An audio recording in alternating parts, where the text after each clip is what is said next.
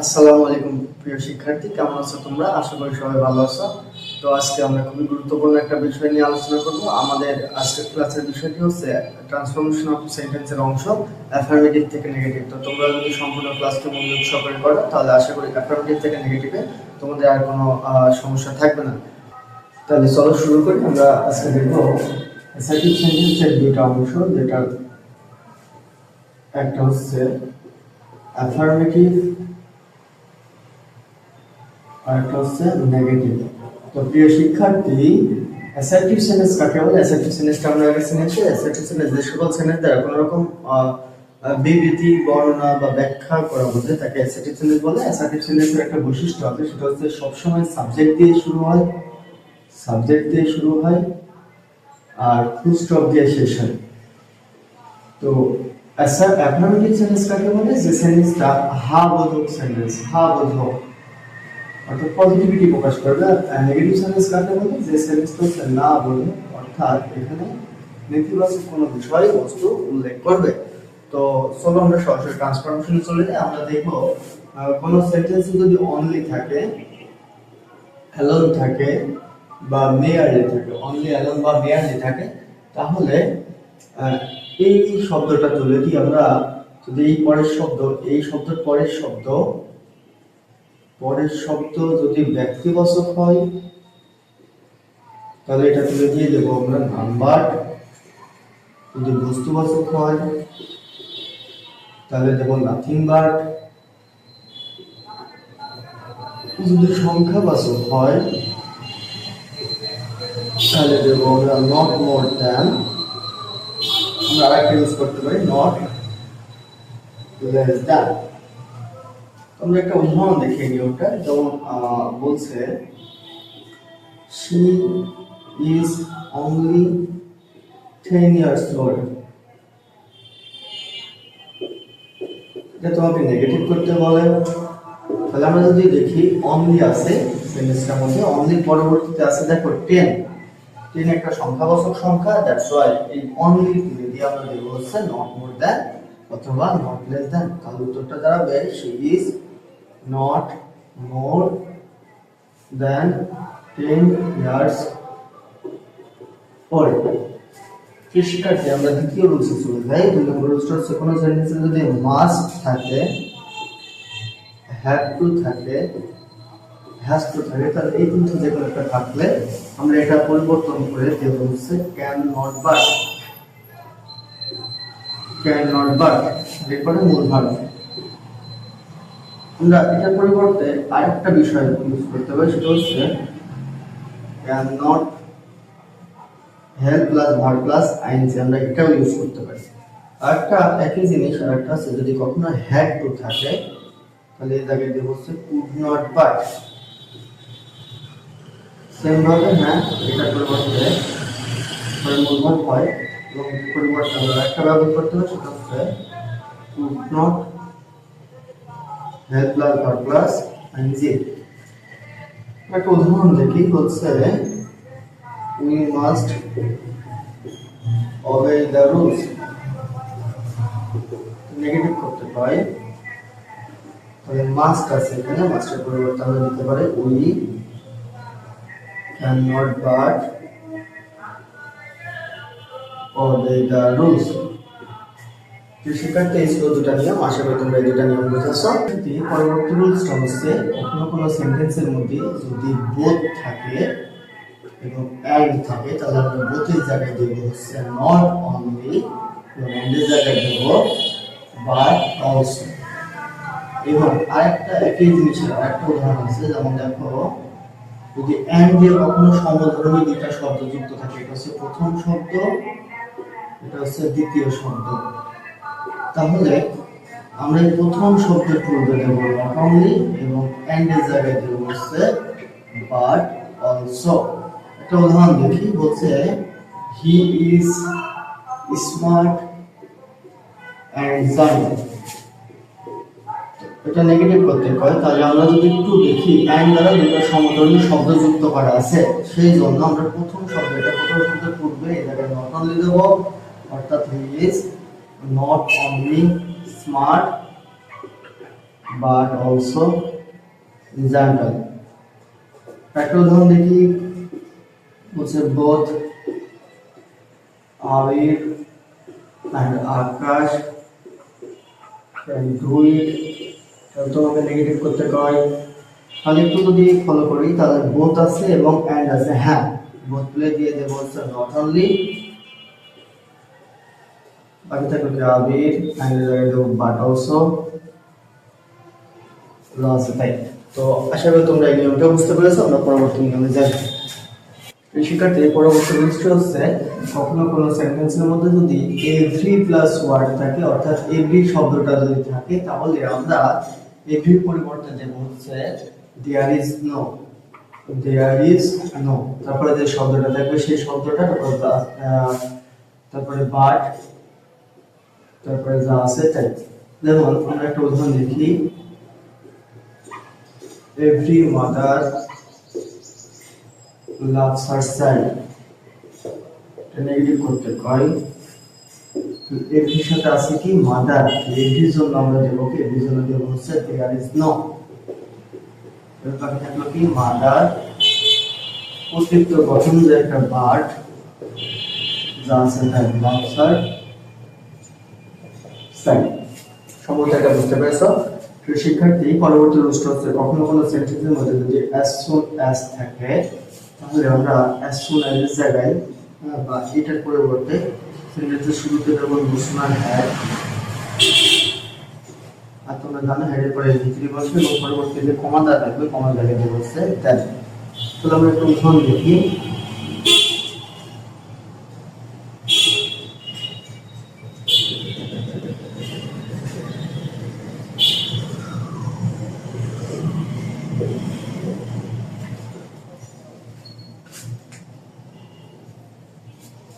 বলে কি as soon as the rain started he went away। তাহলে এই যে as soon as আছে, সেটা হচ্ছে শুরুতে দেব হচ্ছে no sooner had the rain started, কমা জায়গায় দেব than he went away। শিক্ষার্থী, এটা সম্ভবত বুঝতে পারো। শিক্ষার্থী, আমরা পরবর্তী রুলসে যাই। পরবর্তী রুলসটা হচ্ছে যদি কখনো তুমি উপরের রুলসগুলোর মধ্যে কখনো কোনো নিয়ম খুঁজে না পাও, তাহলে আমরা খেয়াল করবো যদি অক্সিলিয়ারি ভার্ব আছে কিনা। অক্সিলিয়ারি ভার্ব যদি থাকে তাহলে সেটার সাথে আমরা নট ব্যবহার করবো এবং পরবর্তী যে অ্যাডজেক্টিভ বা অ্যাডভার্ব বা ভার্ব থাকবে সেটার প্রিপোজিশন শব্দ ব্যবহার করবো। এটা খুবই গুরুত্বপূর্ণ, কারণ অনেক সময় এই নিয়ম থেকে প্রশ্ন আসতে দেখা যায়। যেমন একটা উদাহরণ দেখি, বলছে he is a rich man, সে একজন ধনী লোক।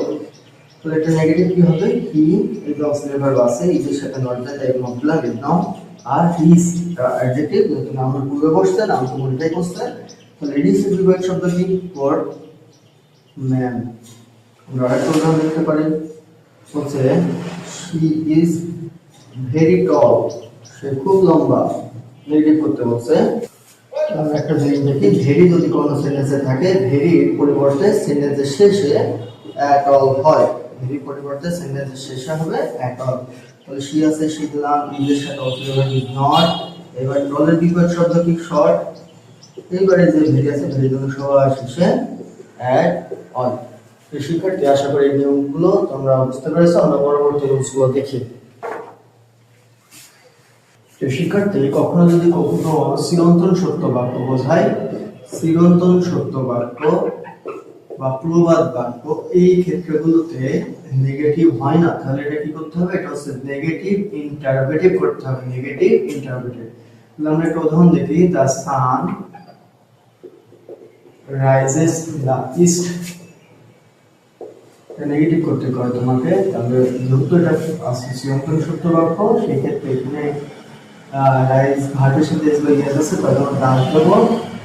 করে নট নিয়ে তাই not, does not the sun rise in the east. এখানে একটু মাথায় রাখবা, সেটা হচ্ছে এখানে ফুল স্টপ দিতে হবে, যেহেতু অ্যাসার্টিভ সেন্টেন্স বা অ্যাফার্মেটিভ নেগেটিভ সেন্টেন্সের নিয়মে একটা বৈশিষ্ট্য এটা, শেষে ফুল স্টপ হবে। আর ইন্টারোগেটিভ সেন্টেন্সে শেষে কোশ্চেন মার্ক হবে। তুমি যদি এখানে কোশ্চেন মার্ক দাও তাহলে এটা ইন্টারোগেটিভ সেন্টেন্স হয়ে যাবে। যেহেতু আমাদের নেগেটিভ সেন্টেন্স করতে বলবে, তাহলে শেষে আমরা এই ক্ষেত্রে ফুল স্টপ দেবো। আমরা পরবর্তী একটা নিয়মে যাই। পরবর্তী নিয়মটা হচ্ছে কোনো সেন্টেন্সে যদি সামটাইমস থাকে, তাহলে এটার পরিবর্তে আমরা দেবো হচ্ছে not always.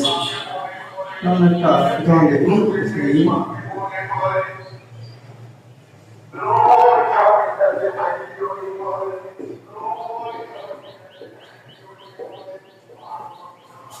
he sometimes visit me, তাহলে এস আছে তার জন্য ডাজ আসবে ডেফিনেটলি।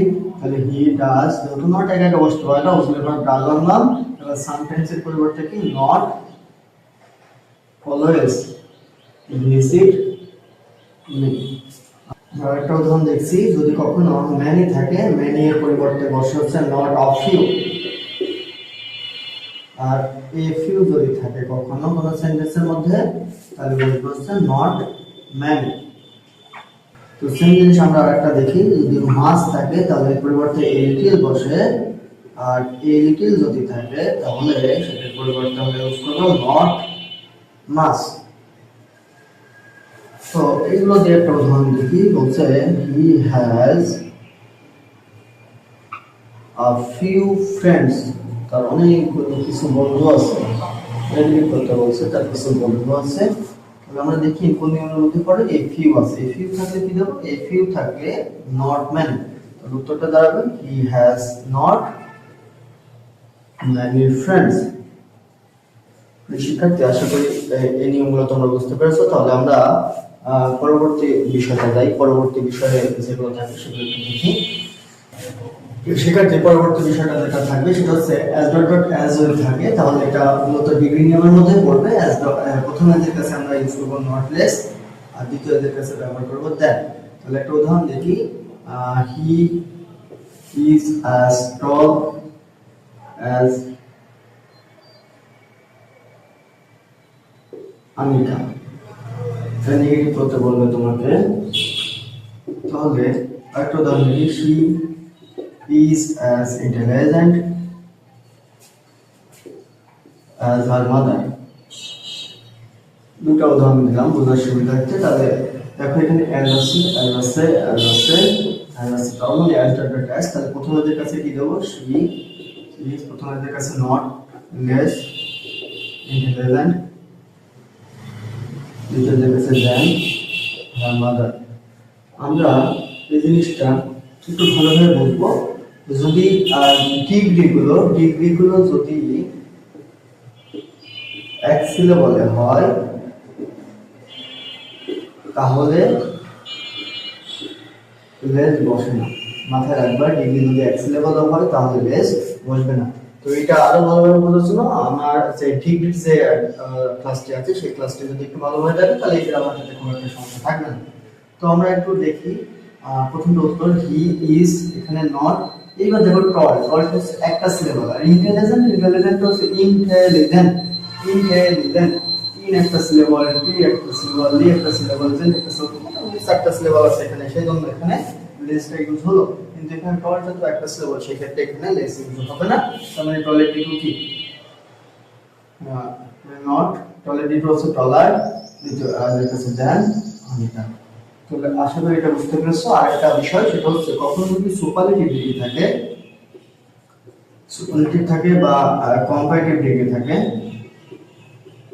তাহলে সেই ক্ষেত্রে আমরা পজিটিভ ডিগ্রিতে ট্রান্সফর্ম করে আমরা আপনার যে নেগেটিভ আসতে পারি। যেমন একটা উদাহরণ দেখি, she is the tallest girl in the class. সেই ক্লাসের মধ্যে সবচেয়ে লম্বা মেয়ে। এটা তোমাকে নেগেটিভ করতে হবে। তো এটা যেহেতু অক্সিলারি সাথে দা আছে, এখানে ডিগ্রি আছে, পজিটিভ আছে, এটা পজিটিভে কনভার্ট করতে হবে। এই পজিটিভে সবার প্রথমে হবে বর্ডার ক্ষেত্রে কোনো বিক্রম গার্লস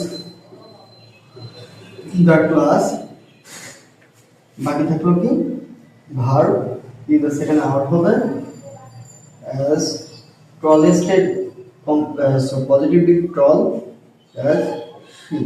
মাথায় রাখতে হবে যদি আদার থাকে বা ম্যানি থাকে বা ফিউ থাকে, এরপরে নাউন প্লুরাল হবে, প্লুরাল। এখন নাউন যদি প্লুরাল হয় সেই ক্ষেত্রে নাউনটা এখন দেখো আদার আছে, তাই নাউনটা প্লুরাল হবে এবং ভার্বটাও নিজের পরিবর্তে আর হয়ে গেল। তো আশা করি এই ব্যাপারগুলো বুঝতে পেরেছো। এইগুলো ছিল অ্যাফার্মেটিভ নেগেটিভের সরাসরি থিওরি। এবার দেখবো অ্যাফার্মেটিভ থেকে নেগেটিভের জন্য খুব গুরুত্বপূর্ণ কিছু অপোজিট ওয়ার্ড, যে ওয়ার্ডগুলো অনেক ক্ষেত্রে প্রয়োজন হয় অ্যাফার্মেটিভ নেগেটিভ থেকে ট্রান্সফর্ম করার ক্ষেত্রে। তো প্রিয় শিক্ষার্থী, আমরা দেখছি কিছু ওয়ার্ড দেওয়া আছে। এই ওয়ার্ডগুলো যদি অপোজিট মিনিং হওয়া যায়, অ্যাক্টিভের অপোজিট মিনিং হচ্ছে লেজি, অলওয়েজ মানে অলওয়েজ এর অপোজিট ওয়ার্ড হচ্ছে নেভার বা নেভার। এখানে এভারও থাকতে পারে, এভার, এভারের বিপরীত শব্দ এভার, ব্রেভ মানে সাহসী, কাওয়ার্ড মানে ভীতু, কমফোর্টেবল আরামদায়ক বা স্বস্তিকর, আনকমফোর্টেবল মানে অস্বস্তিকর, ডাউটফুল শিওর বা সার্টেন, ডাউটফুল মানে সন্দেহপ্রবণ, শিওর মানে নিশ্চিত, ফ্রেন্ড মানে বন্ধু, এফুল ফো মানে শত্রু, গ্রেটফুল আনগ্রেটফুল, কৃতজ্ঞ অকৃতজ্ঞ, হ্যাপি আনহ্যাপি বা sad, honest dishonest, honour dishonour, healthy unhealthy, গুডের বিপরীত শব্দ ব্যাড, ওয়াইজের বিপরীত শব্দ আনওয়াইজ, সিনসিয়ারের বিপরীত শব্দ insincere, remember forget, restore, pleasant unpleasant, mortally mortal, morally moral, love hate, kind unkind, একটা হয় এর ভিতরে ক্রুয়েল, লাস্ট আনলাস্ট। তো এইগুলো হচ্ছে অ্যাফার্মেটিভ নেগেটিভের ক্ষেত্রে যে অপোজিট ওয়ার্ডগুলো প্রয়োজন হয়, সেটা অপোজিট ওয়ার্ডগুলো। তো এইগুলো যদি তুমি একটু ভালোভাবে পড়ো তাহলে আশা করি যে অক্সিলারি ভার্বের সাথে নট ব্যবহার করে যে অ্যাডজেক্টিভ, অ্যাডভার্ব বা ভার্বের বিপরীত শব্দ যে রুলসটা আমরা পড়লাম, সেই রুলসে আর কখনো কোনো সমস্যা থাকবে না। তো শিক্ষার্থী, আমরা এবার কিছু পরের কোশ্চেন দেখবো, যে কোশ্চেনগুলো প্রায় বছরগুলোতে আসতে দেখা গিয়েছে। তো একটু মনোযোগ সহকারে কোশ্চেনগুলো সলিউশন দেখো। প্রিয় শিক্ষার্থী, এই উদাহরণগুলো প্রায় আসতে দেখা গিয়েছে। তো আমরা এগুলোর উদাহরণগুলো একটু সলিউশন দেখি। দেখো এখানে আছে can not help, can not help থাকলে মাস্ট হয়, তাহলে আই মাস্ট, এই মাস্টের পরে মূল ভার্ব হবে ডু ইট। পরবর্তী দেখো এভরি আছে, এভরি থাকলে কি হয়, দেয়ার ইজ নো হয়, দেয়ার ইজ নো। এবার ওয়ার্ডটা ওয়ান, এবার একটা বার্ড অর্থ হবে, তারপরে যা থাকলো তাই ক্যান প্লে ইট। পরবর্তী দেখো শ্যাল আছে, নেভার আছে, ফরগেট আছে, তাহলে আই শ্যাল, নেভার থাকলে অলওয়েজ, ফরগেট এর বিপরীত শব্দ রিমেম্বার ইট। পরবর্তী দেখো দে লিভ আছে, টুগেদার আছে, লিভ টা মানে মূল ভার্ব হিসেবে আছে, তাহলে ডু নট দেব, লিভ টুগেদার মানে একসঙ্গে, তাহলে অ্যালোন মানে কি একা একা। পরবর্তীতে দেখো ওয়াজ আছে, আনমারিড আছে, তাহলে ওয়াজের সাথে নট দেব, আনমারিড বিপরীত শব্দ ম্যারিড। পরবর্তী ইজ আছে, রেসপেক্টেড আছে, তাহলে শি দেব, ইজের সাথে নট, আর রেসপেক্টেড এর বিপরীত শব্দ ইজ রেসপেক্টেড।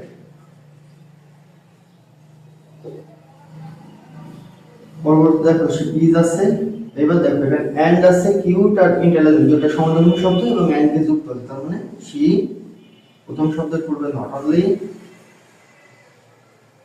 এবার এন্ড এর জায়গায় বাট অলসো।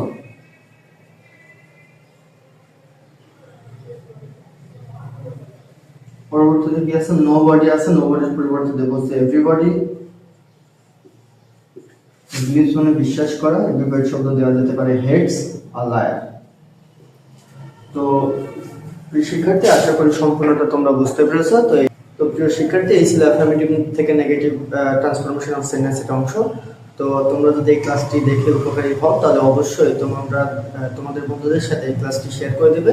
এবং তুমি যদি এই শহীদ ইংলিশ একাডেমি ইউটিউব চ্যানেলে নতুন হয়ে থাকো, তাহলে অবশ্যই চ্যানেলটি সাবস্ক্রাইব করে দিবে এবং বন্ধুদেরকেও মেনশন করে দিবে, যাতে তোমাদের বন্ধুরাও একটু উপকারিতা লাভ করতে পারে।